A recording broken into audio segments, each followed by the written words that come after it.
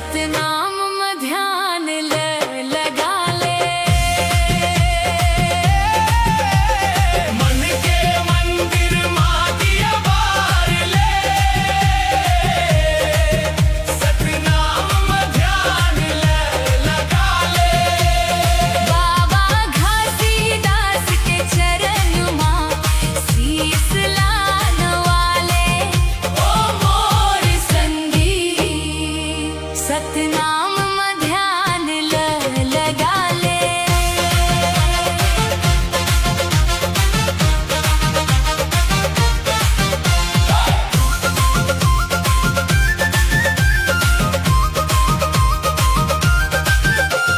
कंचन के काया ए तोर भाई।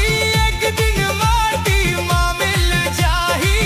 बाबा जी के अमृत बानी है जुग जुग ले अमर रह जाही। सत्य के रास्ता धर ले रे। हृदय लाथिर कर ले। बाबा घासीदास के चरण माँ शीस लान वाले। ओ मोर संगी सतनाम में ध्यान लगा ले। मन के मंदिर माँ दिया बार ले। सतनाम में ध्यान लगा ले। बाबा घासीदास के चरण माँ शीस लान वाले। ओ मोर संगी सतनाम में ध्यान लगा ले।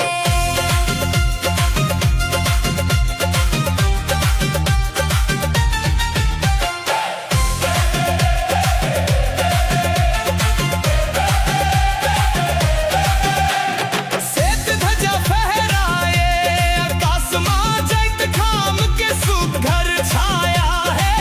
मन खे एक समान बाबा हंस बोला सिखाए हैं। बैर भावला छोड़ के संगी माया के अमृत बरसा ले।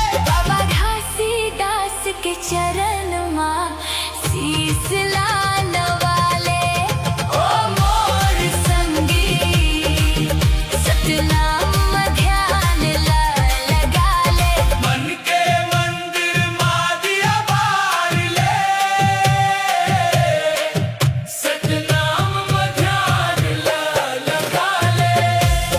बाबा घासीदास के चरण माँ शीस लान वाले। ओ मोर संगी सतनाम में ध्यान लगा ले। मन के मंदिर माँ दिया बार ले। सतनाम में ध्यान लगा ले। बाबा घासीदास के चरण माँ शीस लान वाले। ओ मोर संगी सतनाम में ध्यान लगा ले। घासीदास गुरु सत के पुजारी। धर के नागर जुआरी। अधर्म नगर जुड़ा अधरे मत उतारी। गलियार बेला रेंगे सबोला गाड़ी। गलियार बेला रेंगे